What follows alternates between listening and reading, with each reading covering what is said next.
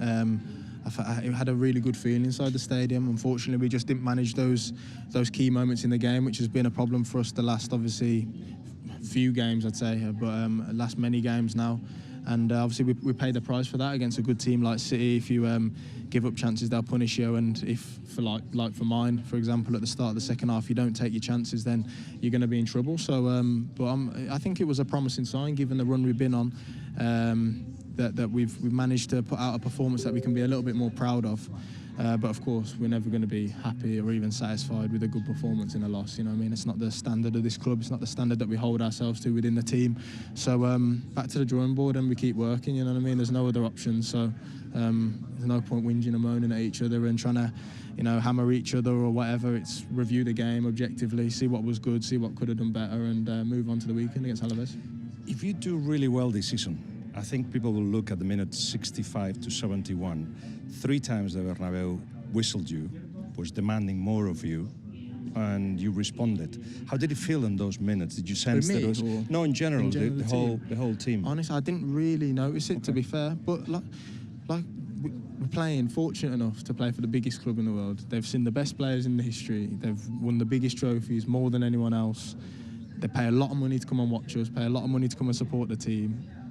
If they want to express their feelings like that, then that's how they're going to do it. But it's down to us as professionals, as players, to stay neutral emotionally and react as you say we did. I didn't really notice it, but if you're mentioning it, we must have reacted pretty well. And like I said, no one's happy drawing games, losing games. That changing room's not happy at all after those games. But we all come in the next day or the 2 days after and break down objectively where it's gone wrong and try and improve. You know what I mean?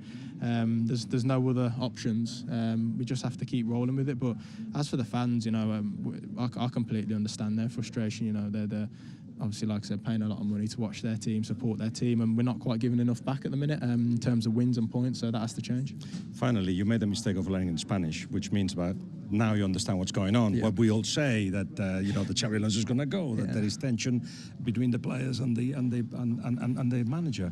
How do you deal with all of that in the changing room? But it's the same in Spanish as it is in English. It's outside noise, you know what I mean? None of it matters and none of it creeps into what we do on a day-to-day basis. We all read it, and most of the time we laugh about it and take the piss out of you for it.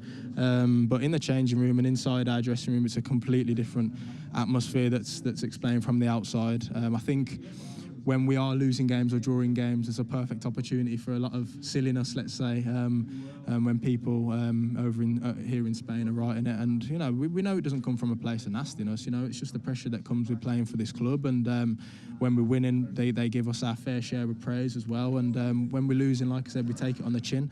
But most importantly, we stick together through that. It's not the time to be chucking people out to the dogs or to the wolves. It's about sticking in it together. We take our licks and we